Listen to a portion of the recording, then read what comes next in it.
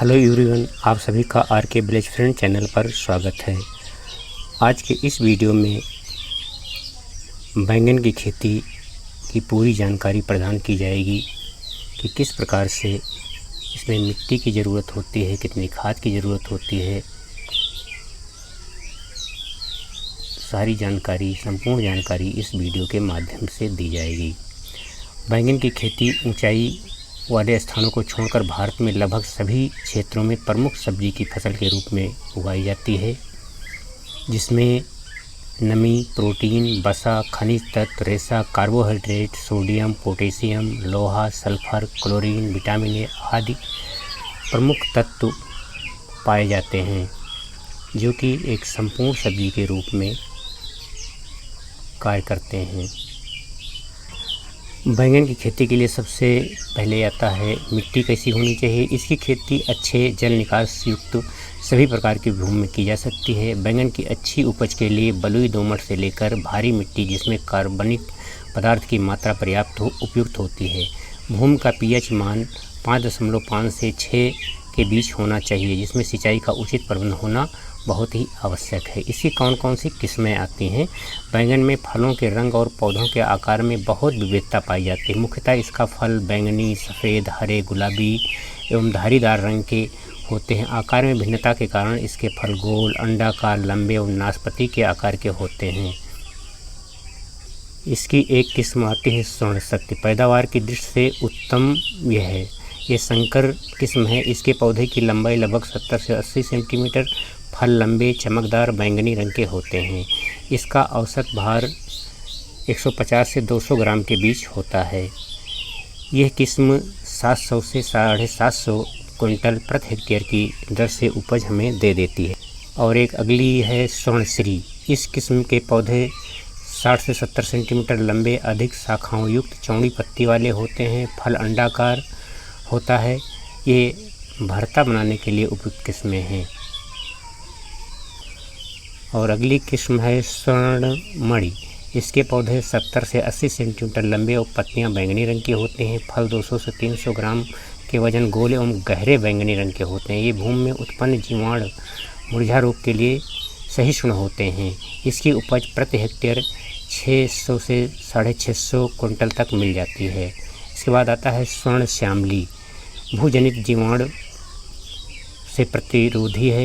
इससे अगेती किस्म के फल अंडेकार के होते हैं तथा फल का रंग गहरा होता है। फलों के ऊपर सफ़ेद रंग की धारियाँ होती हैं। इसकी पत्तियां एवं फलवृत्त पर कांटे होते हैं। रोपाई के 35 से 40 दिन बाद फल की तुड़ाई प्रारंभ हो जाती है।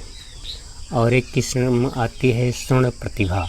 क्षेत्र में उग्र रूप में पाए जाने वाले जीवाणु से प्रतिरोधी किस्म है। इसके फल बड़े आकार के, चमकदार बैंगनी रंग के होते हैं।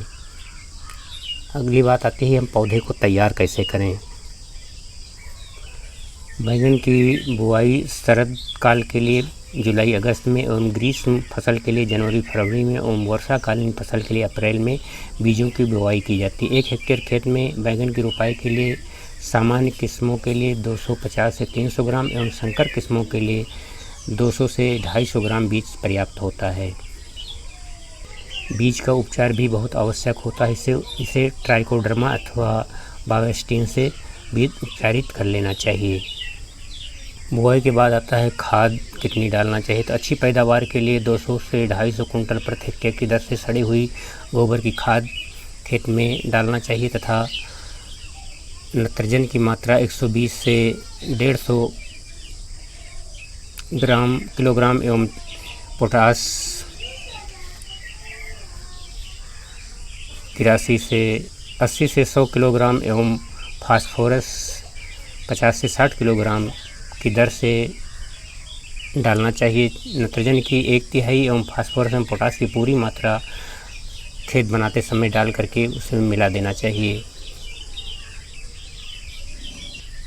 अब पौधों के रोपण कैसे करना चाहिए। बुआई के 20 से 22 दिन बाद पौधे लगाने के लिए तैयार हो जाते हैं। शरतकालीन फसल के लिए जुलाई अगस्त में एवं ग्रीष्मकालीन फसल के जनवरी फरवरी में, वर्षाकालीन फसल के अप्रैल मई में रोपाई की जानी अच्छी रहती है। अच्छी पैदावार के लिए फसल को उचित दूरी पर लगाना भी आवश्यक होता है। शरतकालीन एवं ग्रीष्मकालीन फसल को कतार से कतार के बीच 7 सेंटीमीटर एवं पौधे से पौधे 50 सेंटीमीटर के अंतराल पर लगाना चाहिए। संकर किस्मों के लिए कतारों के बीच 75 सेंटीमीटर एवं पौधे से पौधे की दूरी 60 सेंटीमीटर रखना अच्छा रहता है।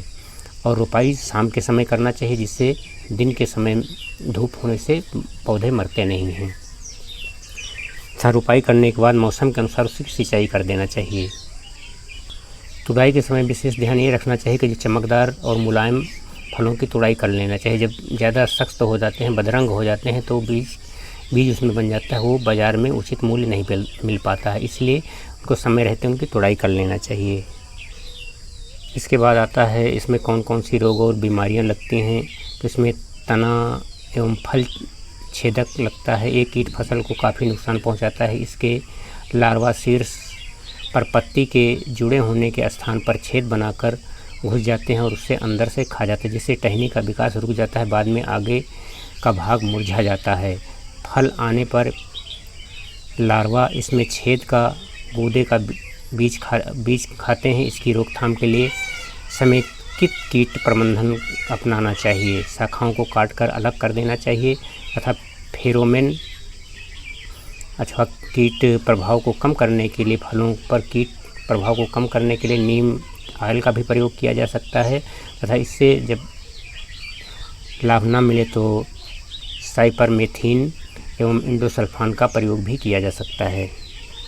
और इसके अलावा एक जैसिड्स कीट लगता है। हरे रंग के कीट पत्तियों की निचली सतह में लगकर रस चूसते हैं, जिसके फलस्वरूप पत्तियां पीली पड़ जाती हैं और पौधे कमज़ोर हो जाते हैं। इनके नियंत्रण हेतु रोपाई से पूर्व पौधों की जड़ों को शोधित करना आवश्यक हो जाता है। और एक एपिलेकाना बीटल भी लगता है। ये कीट पौधों की प्रारंभिक अवस्था में बहुत हानि पहुंचाता है। इसके नियंत्रण के लिए बाइकार्बाइल का तथा पाडान का प्रयोग करना ज़रूरी होता है।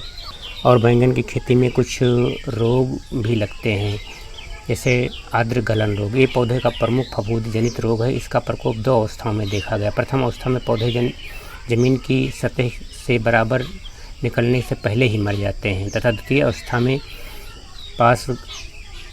जमीन की सतह के पास गलकर मर जाते हैं। इसकी रोकथाम के लिए बवेस्टीन नामक फफूंदीनाशक का प्रयोग करना चाहिए। तथा एक फल सड़न रोग लगता है। ये भी फफूंद जनित रोग है। प्रभावित पत्तियों पर प्रारंभ में छोटे छोटे गोल भूरे रंग के धब्बे बनते हैं। बाद में अनियमित आकार के काले धब्बे पत्तियों के किनारों पर दिखाई देते हैं। रोगी पत्तियां पीली पड़कर सूख जाती हैं।